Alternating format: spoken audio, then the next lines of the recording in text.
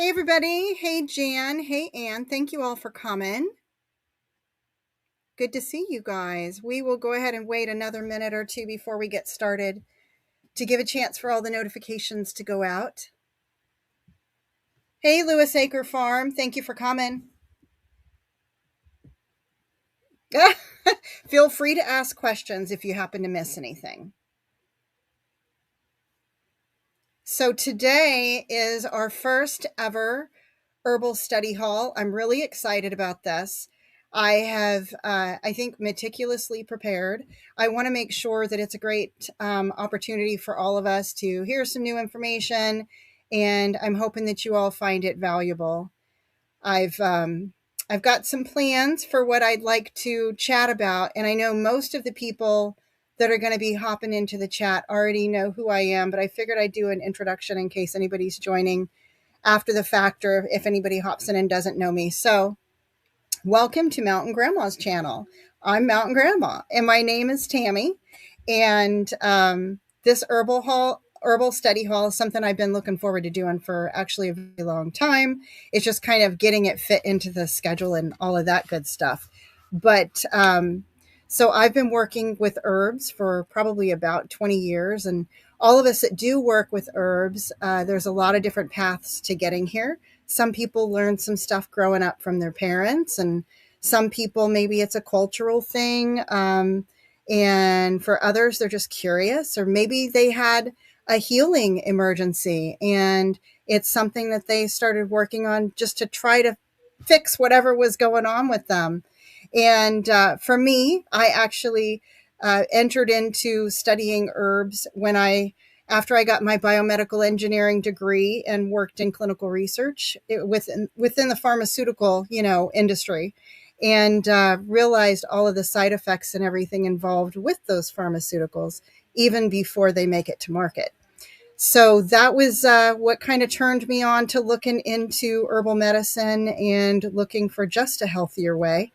And I also have been attending a school that looks at herbal medicine from different realms, and we're going to talk about that today. So that's a little bit about me. And then I also want to share with you the plans that I have for this weekly live. Real quick, hello, Robin. Hey, Jamie's Country Living and Simply Jan Homestead. Thank you all for coming.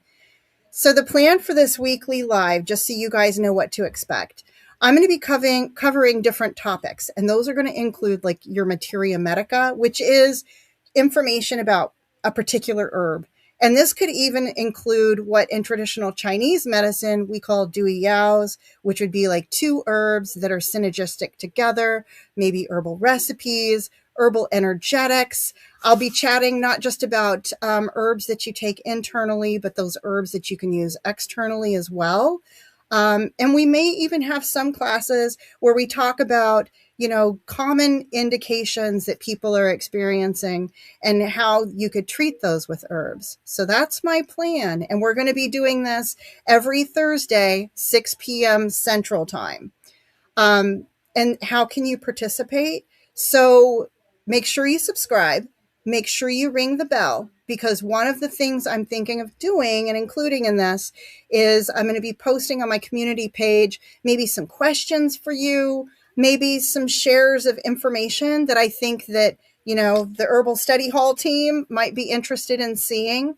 I'm also going to be doing during these lives an herb of the week and an herbal recipe of the week. So every live, at the end of the live, it'll be the last thing that we do is share the herbal recipe. And if I'm talking like on a grander scale about things like I am today, the herb of the week is also going to take place towards the end of the live. If you have questions during the live, please feel free to put those in the chat. I will say if it's a question about herbs that might be completely off the topic of what I'm talking about, I might ask for you to put those in the comments for me to follow up on later, or send me an email rather than us talking about it during the chat. And the reason for that is that I want to make sure that this chat is very focused and that what I'm talking about is on target, on task, and we keep things moving along. It's Herbal Study Hall, guys. I want to make sure that we are focusing on the things that we're hoping to learn together today. And I got notes. I prepared notes for this. So before we get started, I do want to just give a quick reminder, and I'm going to read my medical disclaimer here. This live is for educational purposes only.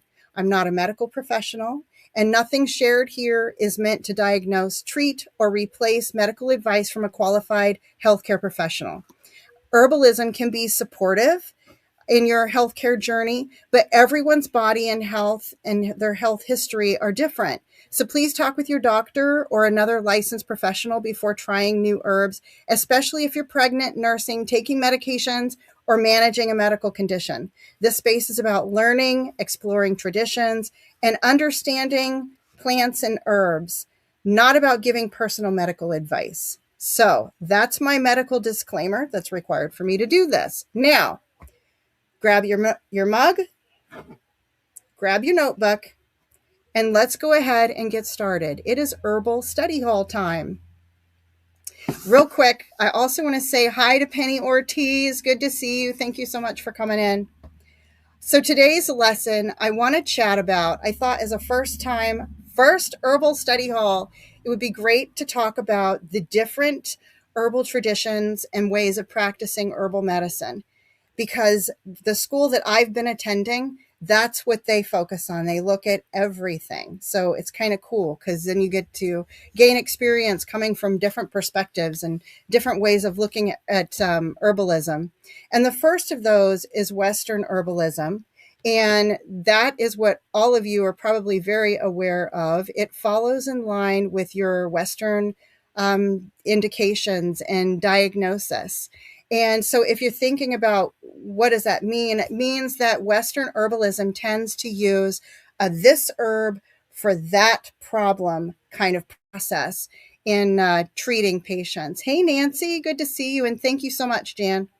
So there are 10 common herbs, and I'm going to try something. I'm going to see if I can share my screen here so that I can show you guys something. Let me see if I can zoom this in.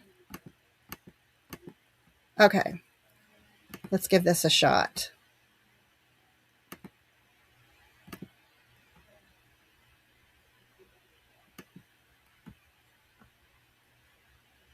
Let's see.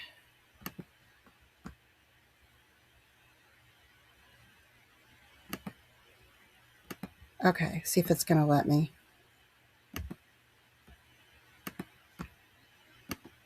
Can you all see my screen? I've got my phone here so I can look at this while I... Okay, cool. All right. Now here are 10 common Western herbs that you see. Chamomile, peppermint, lavender, lemon balm, yarrow, plantain, echinacea, St. John's wort, ginger, rosemary. I love all of these herbs. I'm sure most everybody has heard of these. Are there any here that are new for anyone? I've also included the Latin name, and it's important to know these Latin names because sometimes you might come across, like lavender. There's different kinds of lavender. There's different kinds of different herbs.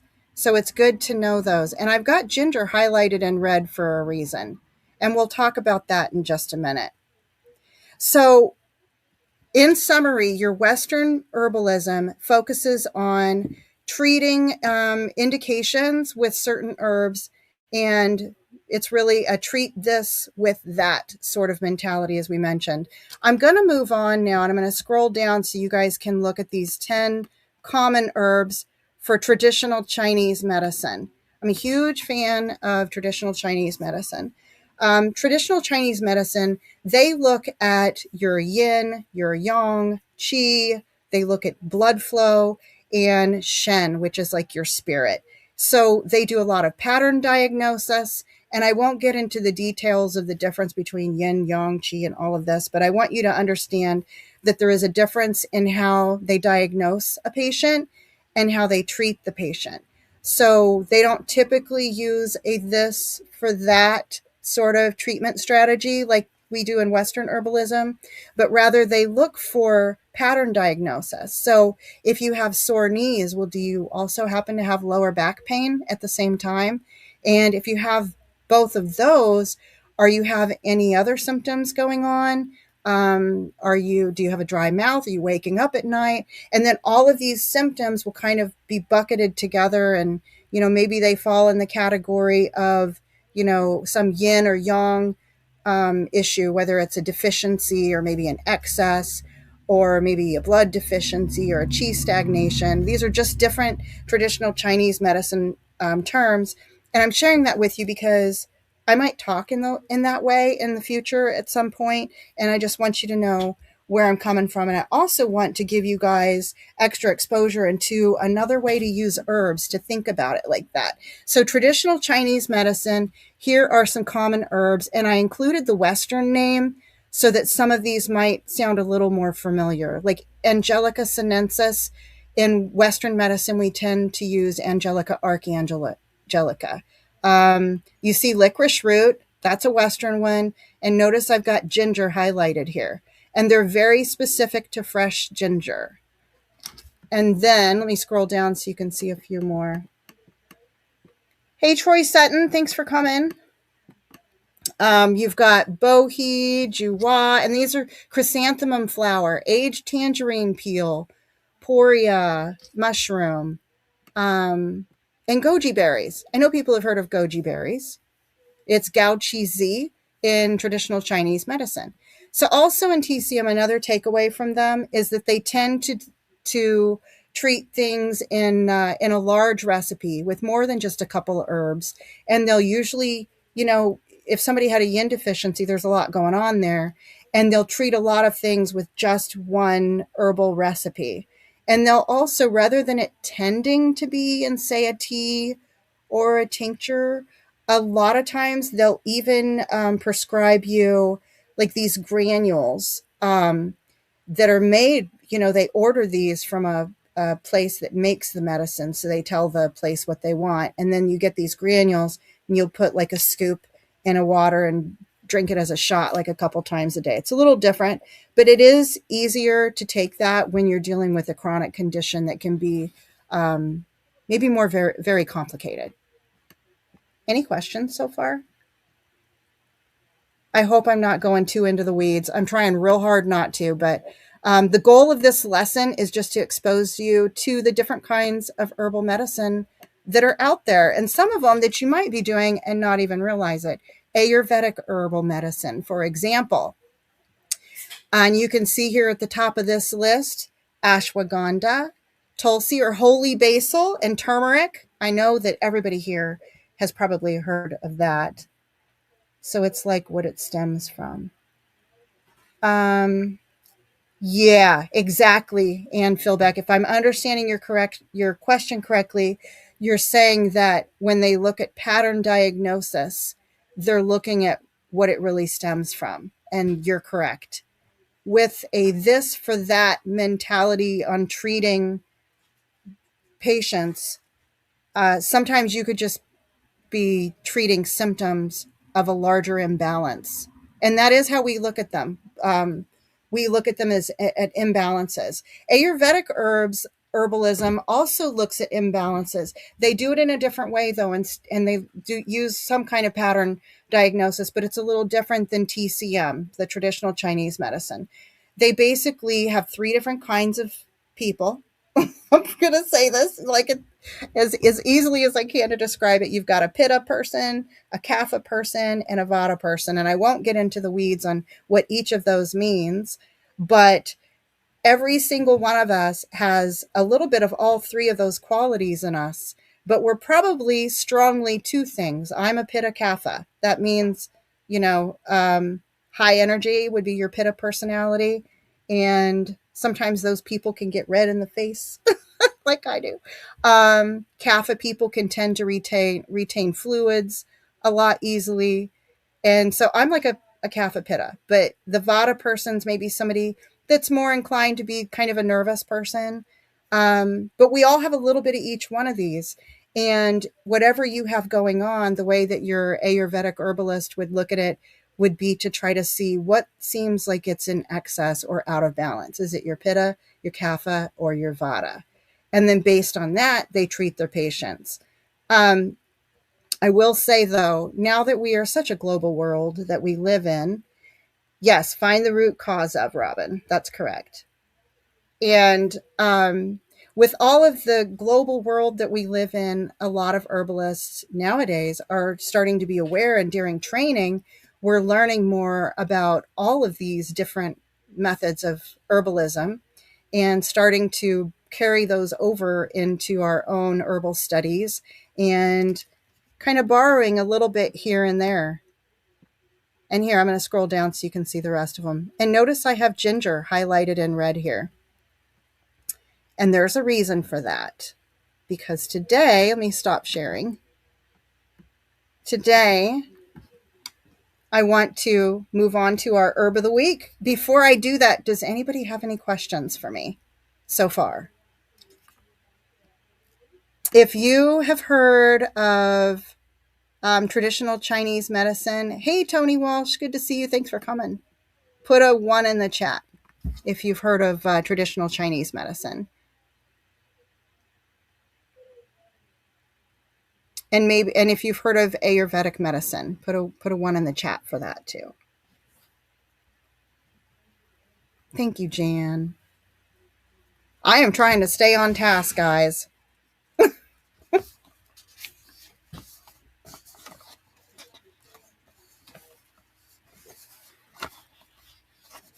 All right, so it sounds like there's some folks that have had some experience, or at least are aware of these other kinds of herbalism. Yay, thank you for becoming a member, Marianne. Happy to have you. I did start memberships for my channel, and I just did this because I wanted to marry it with what we're doing here in the Herbal Study Hall. Aw, thank you, Anne. There's different levels of that. One of my long-term goals is to be able to help people and to mentor others to be great herbalists and to help people help themselves be healthy. That's like what I really want to do. So your membership helps me to do that, and I really appreciate it, Marianne. I'm happy to have you. Thank you so much. All right, so the herb of the week that we're going to chat about today, Penny Ortiz, thank you for becoming a member. I appreciate that. I created little emojis, and I hope that they're working for you guys. It's the first time for me in doing that, so I thought I found some cute ones. Anybody want to try? And Phil Beck, welcome, and thank you for becoming a member. Oh, you guys are making me so happy. Woohoo! Dandelion team is growing. That is awesome. I also would like to ask if there's a topic that you guys would like me to cover, to put it as a comment in the main chat, or not chat, but a comment over on the video itself. So that way I can go back and reference that, because I definitely want to make sure I discuss things that, you all are interested in hearing about. And I want to make sure this is just an open place. Oh my goodness, Penny. Yay, she gifted 5 memberships. Jamie's Country Living.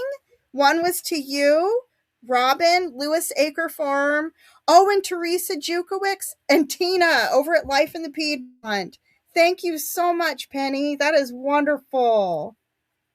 Congratulations to everybody. Hey, Big Family Expedition, thank you for coming. I'm having a wonderful week. It's been a great week. I hope you've been having a great week too. I appreciate you coming by my first Herbal Study Hall. All right. I think we're ready to move on to our herb of the week.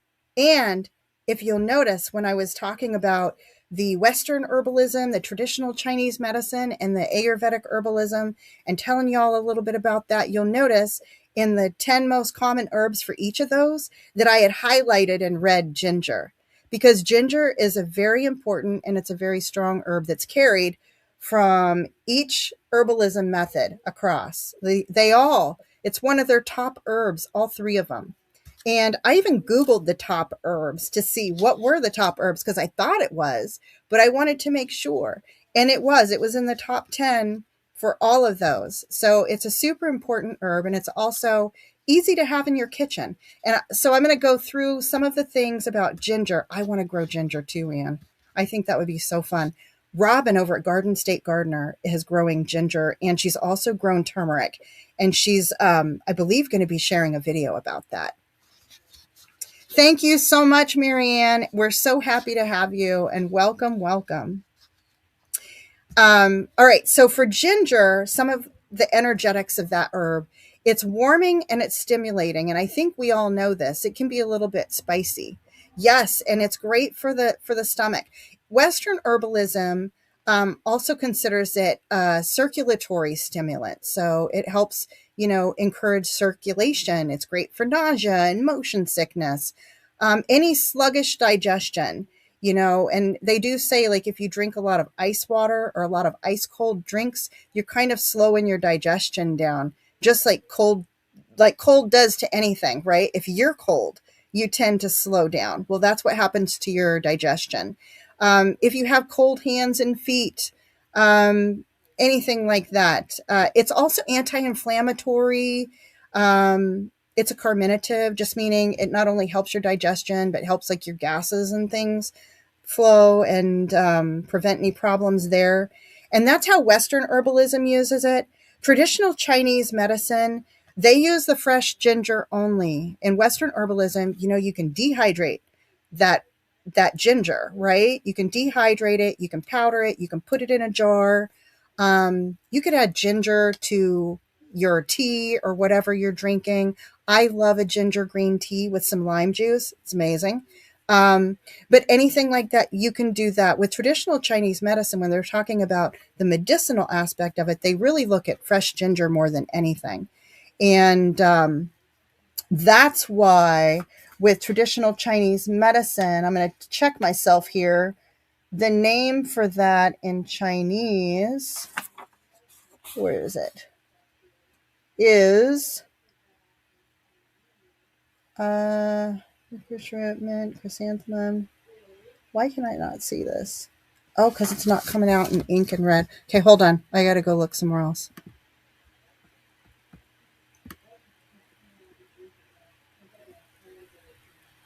Shengjiang, Shengjang. That's how they call it in traditional Chinese medicine. And it's usually used as an ingredient. Remember, to TCM, they tend to use really long ingredient lists. And Philbeck is sharing it keeps blood pressure down too. With traditional Chinese medicine, there's some terms that they use here. They also use it for nausea and vomiting, for any stomach pain that's cold. Sometimes where it helps stomachs, if you try to drink a ginger tea and you find your stomach doesn't like it, that's because you've got heat in your stomach. And it's more of a hot stomach pain than a cold stomach pain. But in TCM, they say that it also releases the exterior. So a little bit of a diaphoretic there. That's another term, just kind of meaning that, it can induce sweating. And they say that it warms the middle burner. This is a TCM language, just meaning that in your digestion area, it's going to be very warming, and transforms phlegm. And I guess we're kind of talking about like regular phlegm if you had a cold or something. But TCM they go deeper with the whole definition of phlegm. It could even include like cholesterol could be a form of phlegm. It's a little different. I'm not going to go down that path just yet with you guys, but they say that it transforms phlegm. It harmonizes your stomach.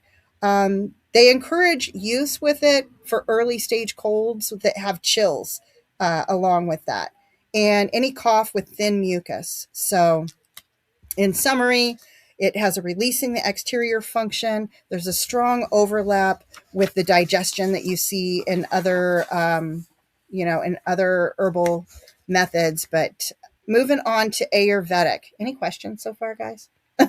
I'm trying to watch the chat as I go, but I want to make sure I keep this moving and we don't run out of time too. I'd like to have a little Q&A at the end as well. All right. Ayurvedic herbalism. They actually call dried ginger, has a name called Shunti. I don't know if I'm saying it right. If anybody knows that, they can tell me. And then Ardraka, which is fresh ginger. So the Shunti is dry ginger. Ardraka is fresh ginger. Hey, Linda, I'm doing great. Thank you for coming, friend. And they agree with energetics, right? In that it's very warming. And the way that they speak to the benefits of ginger is just a little bit different. They say it increases your digestive fire, which they call Agni. It reduces toxins, which they refer to as ama. And also, same, great as a carminative, great stimulant, great for treating weak digestion. You might want to use it in small doses at first, just to make sure if you're having stomach issues that you can tolerate it. Great for a sluggish metabolism, and likewise for the nausea. And they also prescribe it for congestion and menstrual cramps. So all of those things, with the strongest emphasis being on digestion, metabolism, and using it from a detoxification sort of thing. All right, everybody, take a breath and take a drink of your tea. Is anybody else drinking tea, or is it just me? Tonight, I will share what I'm having. I've got some ginger tea here with some green tea in it and a little bit of lime juice. Like I mentioned earlier that I love that. That's what I'm drinking. This is your live to come to with an herbal tea. And then you can share it with us all what you're drinking. And we'll get great tea ideas from each other. Thank you, Anne. That's what I'm hoping for. I'm really hoping that this is going to be a great live for people to come back and re-listen to get information or hear anything a second time. All right, so as you could see and kind of hear from all of these different herbal methods, there's a lot of commonalities from one herbal method to another as to how ginger is used, including like supporting the digestion, warming the body, right? And it's winter, so having a nice warm cup of a tea that's got ginger in it to just go into your stomach and just warm up your whole body is really kind of nice. It moves circulation. It helps with nausea, supports respiratory health. And even though there's differences with like the Western herbalism emphasizing anti-inflammatory and anti-nausea effects, TCM emphasizing the use of ginger to release the exterior and warm the middle burner, and Ayurveda really focusing on that digestive fire and reducing toxins, you can see that there's a general theme across all of these that speaks to how well ginger works for everybody. So Anne shared, I've been drinking turmeric and black cumin seed with elderberries every day. I'm going to have to try that. Black cumin seed too. Cheryl Wallace, good to see you, Cheryl. Thank you for coming. She's drinking lemongrass, lemon balm, and fresh ginger tea she home grew. That is awesome. I'll bet that tastes amazing. All right, now what we're going to be moving on to next is just a little bit of chat about how you can use ginger topically and what it's great for, because it's warming, it's stimulating, it increases circulation overall. So what we're going to chat about is how you can use that and what kind of things you can do with that from an herbal treatment perspective. So it's very warming, right? Creates a warming sensation. And because of that, it supports relaxation. So it can relax stress nerves, stress tendons, any of your joint areas that are stiff. Offers a soothing, comforting kind of feeling when you apply it. So for that reason, a lot of the topical uses include compresses and poultices. You can actually shred ginger. You can put it into a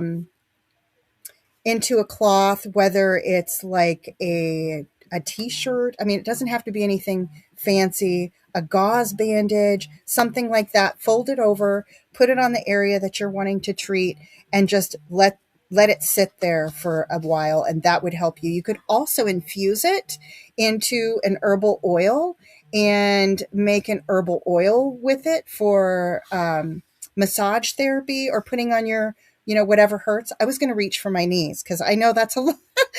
Like, it's a very common thing for people to have sore knees, or a sore back. And that's one thing. It's not going to be as warming as like your cayenne pepper kind of infusion would be. It's a ginger infusion. So warming, but not as like hot as like cayenne pepper is. You could also use it once you've got that oil infused. You could use that oil with some beeswax and turn that into a salve. I like to do 1 part beeswax, 4 parts oil for the salve, and that would also make a great salve. Or you could do like a 3-to-1 on the oil to beeswax there, depending on how firm you like your salve to be. But that would be very warming, even by itself. And you could even put together like a bath tea and include ginger in your bath water. An even better way to do that, if ever you're going to do like a bath tea or a foot bath, is to, hey, it's my Renaissance grandma. Good to see you. Yes, cayenne's awesome. You could, if you're ever going to do a foot bath or a bath with herbs in it, the method that I would always encourage wouldn't necessarily be just taking the the the the pouch, because that's how I do mine to keep it from making like the tub really messy. You could put it in a pouch or put it in, some kind of cloth and make sure it's tied up well. But actually cook that on the stove. Well, not cook, simmer. Get the stove simmering and turn the water off and let it just sit in there and infuse your herbs, right? And then add that into your foot bath or your bath water, because you'll get a lot more of the qualities of the herbs out. It's just going to be a stronger infused herbal treatment than it would be if you just put it into the bath water, which might not be as warm as, say, like, your simmering water that you shut off and let it infuse in there. Just for that reason only. Just that little tip for you guys. All right. Any questions? I want to make sure I come up for a breath every now and then. All right. All right. Okay. So that's your topical use. Now, as we go on from there, I also want to mention overall, like, some safety concerns and safety things that you need to be careful of. I know it's just ginger, and chamomile is just chamomile, but pregnant people cannot drink chamomile. It will cause them to have contractions. So, even these things, we need to be aware of them. And I will give you a precursor. There's nothing serious that comes of using ginger, but some people can be sensitive to it. So ginger is widely used across herbal traditions, and it's considered gentle for most people. But like any herb and anything else, we're all different and unique in our own way. And there is some caution that we need to take with ginger. So people who are pregnant, anyone who's taken medications, managing blood sugar, or dealing with gallbladder or bleeding issues might want to check with a qualified healthcare provider before going on any kind of ginger, regular remedy. And I share that as a disclaimer. Remember my disclaimer earlier? Got to make sure I say these things, folks. So digestive sensitivity, it's warming and stimulating. So some people, they might experience heartburn. They could experience stomach upset, or just increased warmth or flushing. Like if you've ever been sitting and all of a sudden you get really warm, ginger could trigger that. Yeah, and see, some folks, hey, Heather, I don't think I said hi to you yet. Thank you for coming. Can be allergic to chamomile.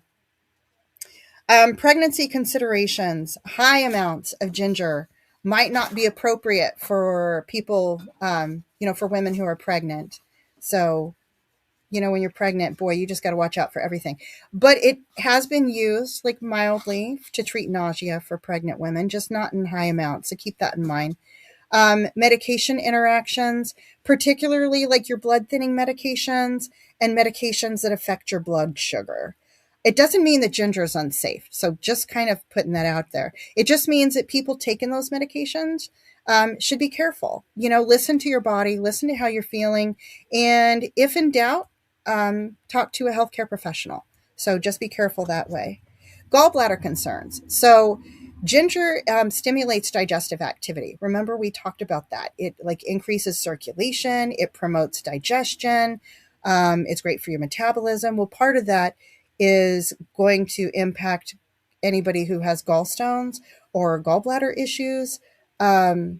If you stimulate it too much and you have a gallstone that is trying to make it through that gall duct and kind of struggling to do it, then that's where it comes into play. Only in high doses, though. And I also want to mention that most folks, whether you realize it or not, you probably have some sludge in your gallbladder. I mean, unless you eat like really, really well. And a lot of us, we might have at least a little bit of the standard American diet, right? At least a little, and a little bit might be all that it takes.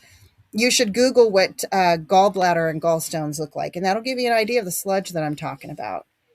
Try to eat your apples and your radishes on a regular basis to help with that. But the ginger might stimulate digestive activity, and if you are prone to having some gallbladder pains, it might trigger a little bit of a gallbladder issue. So again, if you have any questions, check with your provider. I am just educating you on herbs. We're not here to treat or diagnose. That's my disclaimer. I'm going to repeat it again throughout this live in hopes that I don't get in trouble with YouTube. So Tuck by V1, ginger works synergistically with one of my meds. Good to know if I find myself low on that med. Okay, cool. I have sludge, no stones, and have occasional attacks. We do too, and not telling anybody to do anything else. Apples contain malic acid, which can decrease the size of gallstones, and radishes kind of go in there and help to break them apart and help them to get through that bile duct. And chamomile tea is also an antispasmodic and can provide immense relief if it's taken at a strong dose. That's what we do in my household, and that's one of those things that I can speak to from personal experience. But again, not treating or diagnosing anybody. I don't want to get myself in trouble. Other things to be concerned with ginger is bleeding or surgery considerations. Some herbal texts do note that ginger's warming, stimulating nature may not be ideal right before surgery. So if you're going to have any kind of surgery, it's one of those things that you don't want to take in. Cheryl Wallace, thank you for sharing that. Actually, I have an herbal recipe of the week right now. If anyone joined late, we're going through the herb of the week. Earlier, we were talking about different kinds of herbalism and how they vary.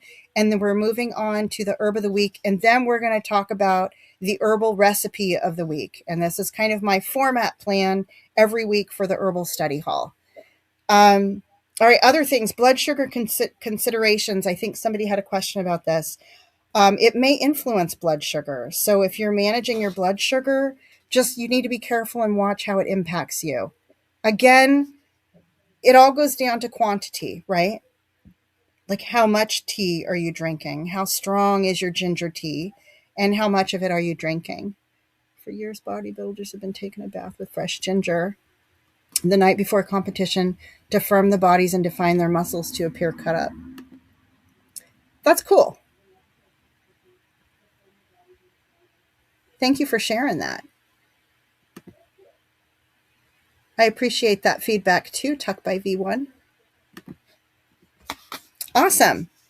All right, allergies or sensitivities, as with any plant, some folks can be allergic too, so kind of keep that in mind.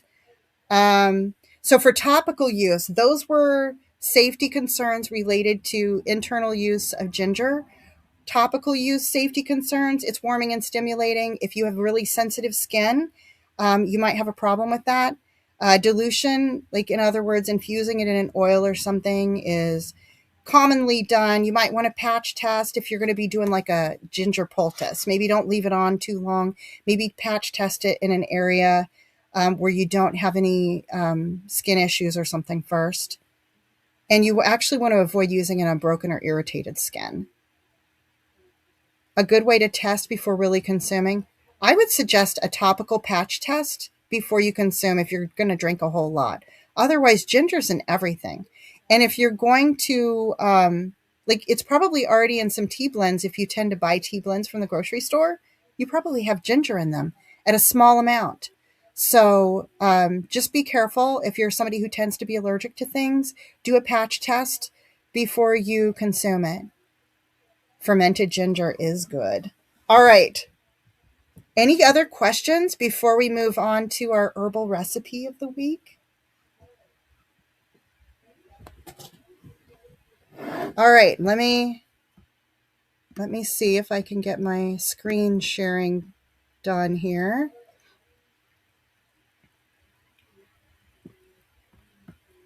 All right, I'm going to share my screen again.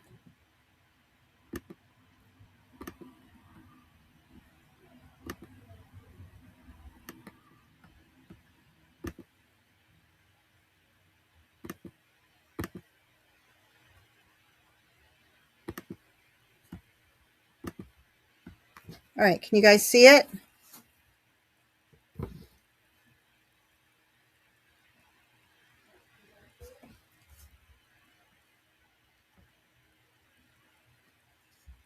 Let me know. Okay, there it is. Awesome. All right, here's the herbal recipe of the week. And I love that some folks in the chat already mentioned about how good this is. So it's ginger honey, and you can combine sliced ginger and honey in a clean jar, add lemon slices or a cinnamon stick if you'd like. Let it infuse for several hours or overnight, and then strain it. Or if you'd like, just leave it all in the jar. And then you can use like a teaspoon of it into your warm water or tea for a drink. And then you don't have to like go infuse the tea, make the tea. I love drinking things like this. You can also use it to drizzle over your oatmeal or yogurt, add it to sparkling water, or use it as a flavor base in marinades or salad dressings. And I'll just kind of leave this up here for a minute so you all can grab that herbal recipe. Has anyone tried this before? I know one of you mentioned it.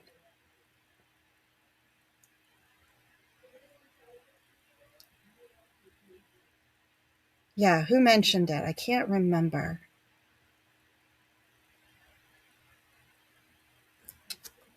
So tell me, did you all learn something new about ginger today? Or did you learn something new about herbal medicine and the different ways that that it's used throughout the world and by different herbal practitioners?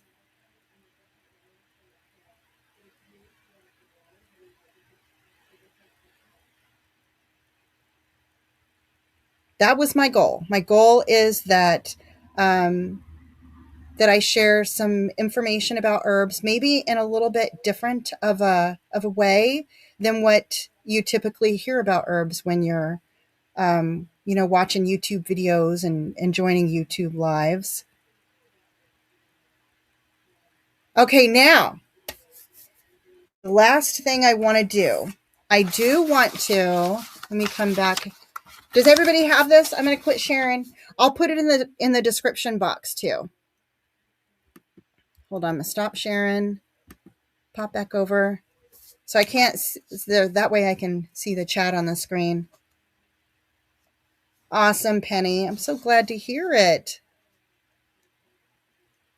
I would like for all of you, if you could, go to the comments of this live and just leave a comment there. Let me know how you liked the setup of this class, and if there's any topics that you would like to have me cover in the future. Well, actually, I tell you what, why don't you tell me right now, is there any topics that you'd like to cover in the future?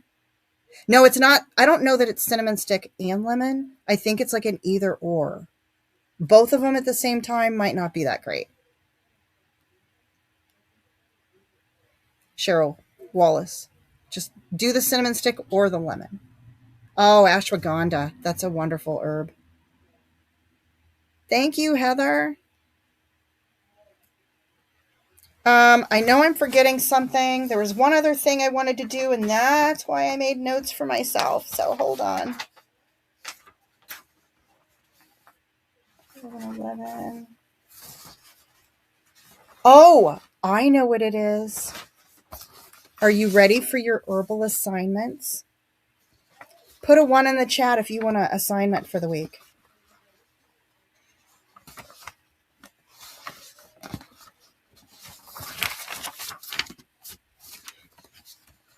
Yay! I'm so glad you all are enjoying it. I see Black Walnut Hull.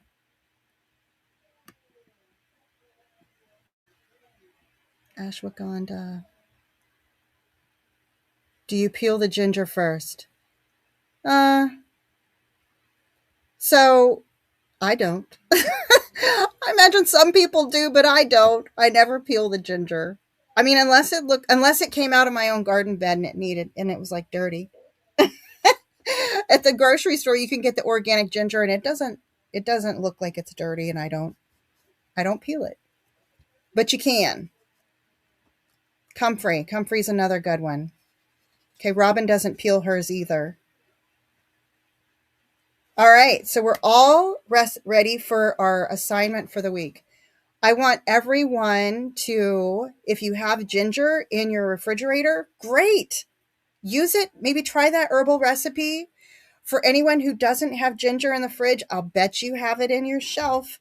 I'll bet you have it where all of your spices are. And you can go get some of that and you can add it to a tea this week. Give it a shot. See if you like it. Make sure that, you're careful. You don't go using a whole bunch of it or anything like that. Some people scrub the skin to sort of thin it. Oh, yeah. Mm-hmm. Yep. True that. And learn a little bit about ginger. Maybe if you want to rewatch this to hear some of the points. If you're studying for your registered herbalist or because you want to become an herbalist or you're on your herbal journey, I'd encourage you to take a few notes, maybe a note card, start a notebook or something. So I really do mean when we start Herbal Study Hall, grab your mug, grab your notebook, and let's do the Herbal Study Hall together. Because just going through this with you guys helps me too. It helps me remember all of the things. All right, and that is the last thing on my list, but I want to do one more thing. Let me see if I can get it set up here. Hold on.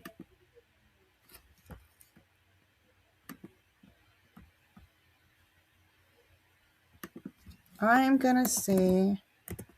I'd like to do a real quick little giveaway for everybody that came here for the first ever Herbal Study Hall. So give me a minute while I get the whole YouTube random comment picker. Hopefully it's going to work for me and I don't have any problems. Let me see. Copy that link. Let's see. Okay. Let me share my screen real quick.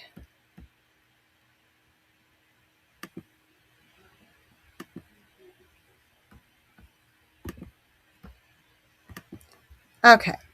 I don't know why that's there. We'll close that. Let's see. What word should we go with? I know. How about herbs? That's pretty easy.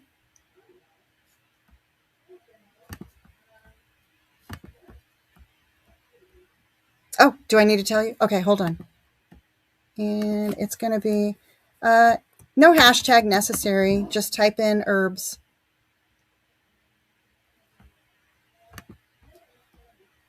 I don't think anyways. Do I need to use a hashtag? Yeah, do hashtag herbs. We'll be safe. There we go. Hashtag herbs.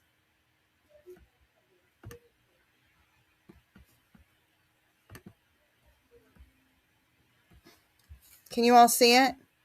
Well, I guess there's not really anything to see. Hashtag herbs. I wrote it on this little line right here. There you go. Perfect.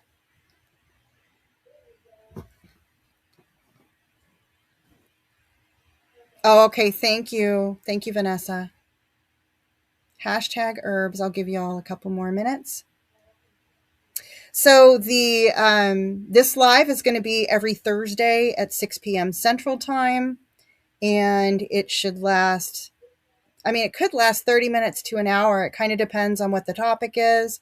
My thought is that I, go through everything that I want to share with you guys. We talk about everything we want to talk about for class, and then, then we're done. And here and there, I do want to do a giveaway. And the first class, we just gotta. Hey, Arc Wildman.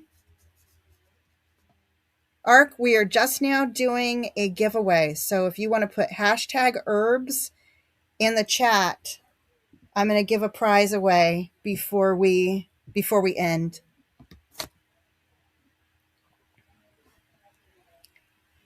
Thank you, Jamie. I appreciate that. Awesome. I see Cheryl's got hers in there. Aw, thank you so much, Marianne. I'm so glad. My goal, I really want to help us all to just learn more. We could always learn more. No matter how much we know about herbs, there's always more to learn, and we can learn from each other. And just preparing for this and presenting it is just such a blessing for me. So I appreciate you all coming here and being a part of it. Made my day. All right. Anyone else? Okay. Let me go back over here to this comment picker. Let's see here. What does this mean? I don't know what that means. Okay. Here's this. Whoops, no, not W. Get YouTube comments. Uh-oh. Has comment. Oh no. I'm doing it wrong. Hold on. That's right, because it's not comments. It's in the live. That's so weird, though.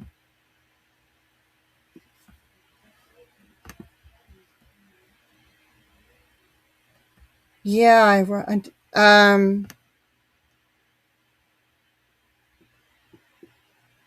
gosh, hold on. Let me try again. I know I've done this before, so I don't understand why it's giving me a hard time. Okay, there's the YouTube live. Maybe I'll try to re-enter that. No. And then comment replies.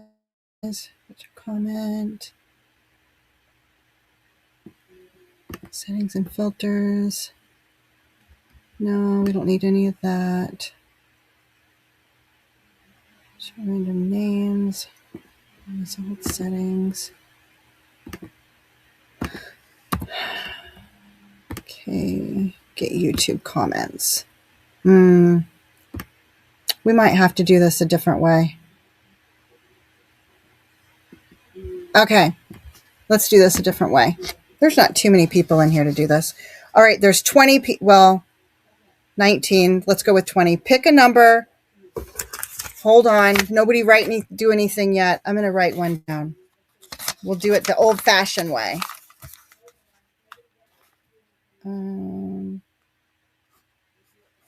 Okay.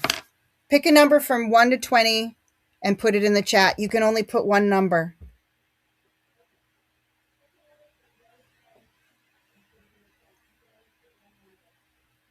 Oh, StreamYard has a picker? I was using the YouTube random comment picker. Okay, I know for next time. This should be all right, though.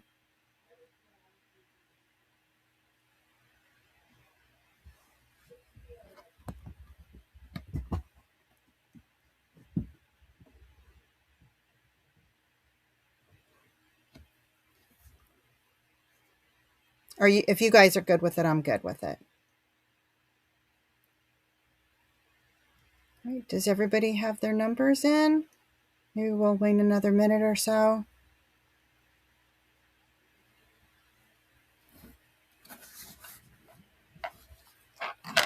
All right.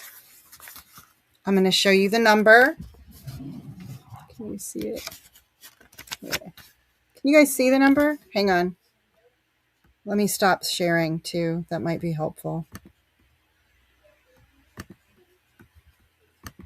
Okay. Oh, I got to turn my blur off.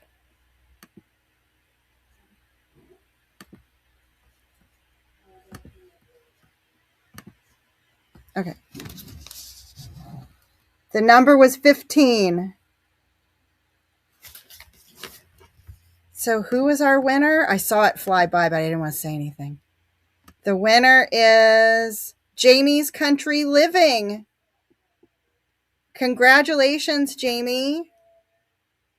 You need to get in touch with me and give me your mailing address so that I can mail you your prize.